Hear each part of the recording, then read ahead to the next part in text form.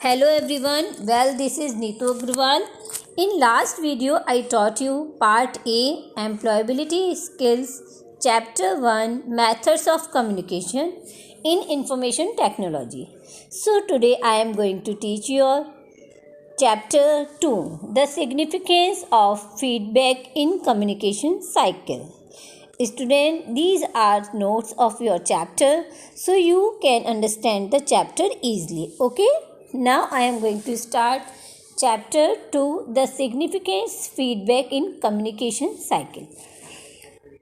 Communication cycle. What is communication cycle? First we know what is this.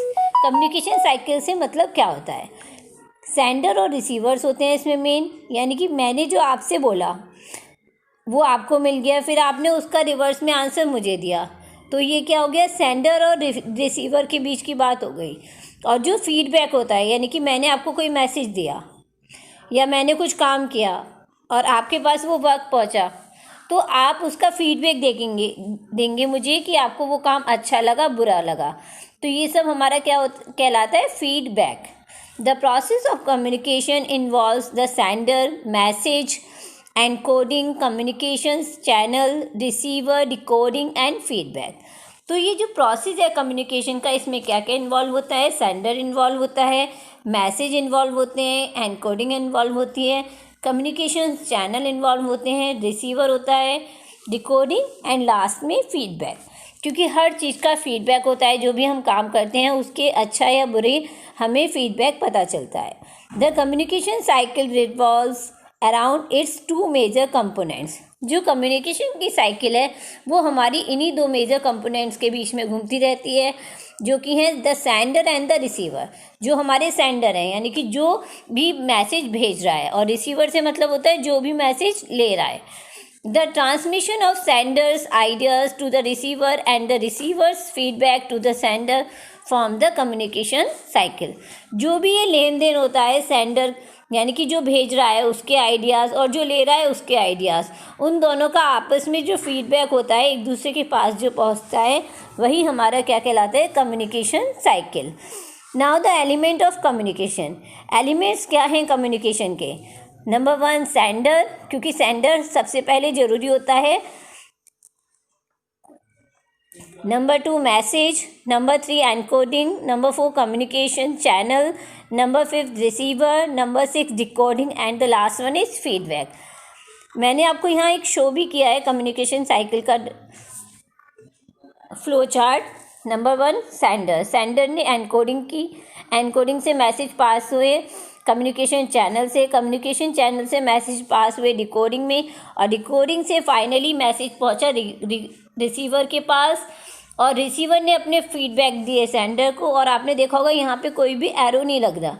Arrow यहाँ इसलिए नहीं लग रहा क्योंकि सेंडर से फीडबैक रिसीवर को मिल रहे हैं और रिसीवर से फीडबैक सेंडर को मिल रहे हैं. Clear student? Now meaning and importance of feedback. Feedback का मतलब क्या होता है और फीडबैक की इम्पोर्टेंस क्या है. Feedback is a process in which the effect or output of an action is returned to modify the next action. Feedback एक ऐसा प्रोसेस है जिसमें आउटपुट से मतलब क्या होता है, जो हम किसी को दे रहे हैं, यानी कि जो भी हम किसी को बता रहे हैं उस चीज़ के लिए, जो उसने हमें मैसेज दिया या जो भी उसने हमें बोला, तो वो हमें उसका रिटर्न करेगा, उसको मॉडिफाई करके. जो भी हम उसे गलतियां बताएंगे वो उसको मॉडिफाई करके हमें रिटर्न करेगा. Effective feedback both positive and negative. जो इफ़ेक्टिव फीडबैक होते हैं वो पॉजिटिव भी होते हैं और निगेटिव भी होते हैं. यानी कि किसी को हमारी बात अच्छी लगती है, किसी को हमारी बात बुरी लगती है, तो it's depend on the receiver. Is very useful. Effective feedback is important because. अब कुछ बातें हैं कि इफ़ेक्टिव फीडबैक क्यों ज़रूरी है. क्योंकि it serve as a guide to assist people to know how they and other understand their performance. ये असिस्ट करता है इंसान को, वो जो पीपल वर्क कर रहा है उसको असिस्ट करता है कि वो जो परफॉर्मेंस कर रहा है, वो जो काम कर रहा है, उसको उसे इम्प्रूव करना है और बेटर वे में कैसे ले सकता है या उसका काम बेस्ट है. Number 2 it can be very motivating and energising. और जो हमारा मैसेज होता है, फीडबैक होता है, ये बहुत ज़्यादा मोटिवेटिंग होता है, यानी कि इससे प्रेरणा मिलती है और हमें पॉजिटिव एनर्जी आती है. It makes us self awareness and monitoring provide a good platform. और इससे क्या होता है, हम अपनी गलतियों को सुधार करते हैं तो हमें अपने अंदर खुद की गलतियां पता चलती हैं और हमें एक बहुत अच्छा प्लेटफॉर्म मिलता है वर्क करने के लिए. Feedback is an important tool for continued learning. और फीडबैक एक बहुत अच्छा इम्पॉर्टेंट टूल है कि हम चीज़ों को कैसे करें, कैसे सीखें, उसके लिए. Type of feedback. Now the type of feedback. There are different types of feedback. So first one is descriptive feedback. Descriptive meaning क्या होता है, डिटेल में, यानी कि स्टेप बाय स्टेप उसको बताना रिटन में कि हमने किस टाइप का वर्क किया है. It can be in the form of written comments और ओरल कम्युनिकेशन. तो जो हमारा डेस्क्रिप्टिव फीडबैक होता है वो रिटन में भी हो सकता है और ओरल में भी हो सकता है. It is explicit or clear information that helps the learner understand what she or he needs to do in order to improve. और जो ये डिस्क्रिप्टिव फीडबैक होता है, इससे जो हमारा रिसीवर है उसको सही इन्फॉर्मेशन मिलती है कि उसे आगे किस चीज़ में सुधार करना है और वो अपने आप को कैसे बेटर कर सकता है. और डेस्क्रिप्टिव फीडबैक भी हमारा 2 टाइप्स का होता है. Number 1 oral feedback and number 2 written feedback. यानी कि जो हमारे फीडबैक हैं वो ओरल भी हो सकते हैं और रिटन भी हो सकते हैं. Now the first one is oral feedback. Oral feedback is usually given in the course of all the communication itself. It is very timely and effectively. Oral feedback जैसे मैंने आपको लास्ट चैप्टर में भी बताया था, oral feedback क्या होता है. इसमें क्या होता है, जो सेंडर और रिसीवर होते हैं उनको आपस में एक दूसरे से बात कर लेते हैं आमने सामने और उसमें उनका टाइम कंज्यूम नहीं होता और ये बहुत इफ़ेक्टिव भी होता है.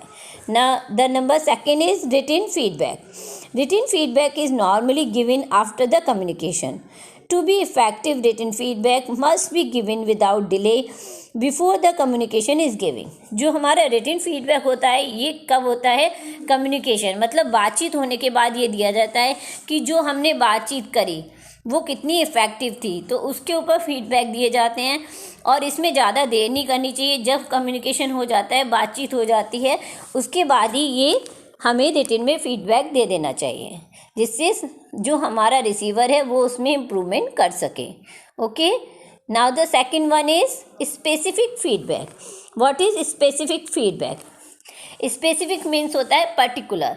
Specific feedback provides detailed and particular information on what the person has और हैज़ नॉट डन वेल. जो स्पेसिफिक फीडबैक होता है उसमें पूरी डिटेल बताई जाती है जो हमने गलती की है मेन उस चीज़ के बारे में कि जो पर्सन है उसने उसमें क्या नहीं किया और क्या कर सकता है. Okay, now third one non specific feedback. It is very general in nature such as good job or you did great. It is usually not very helpful for receiver as it creates the impression that you have not thought in depth about their work. जो हमारा non specific feedback है उसमें क्या होता है, हमें generally मिलते हैं कमेंट जैसे good job, you didn't great. तो इस टाइप के फीडबैक क्या होते हैं, रिसीवर को सुनने में अच्छे लगते हैं और उसमें पॉजिटिव इम्प्रेशन आता है. बट ये जो हमें कमेंट होते हैं good job, like you didn't great, इससे क्या होता है हम बिल्कुल गहराई में नहीं पहुंच पाते अपने काम के. Now the 6 ways to make the feedback. जो हमारे अब बताए जा रहे हैं वो 6 तरीके बताए जा रहे हैं फीडबैक के.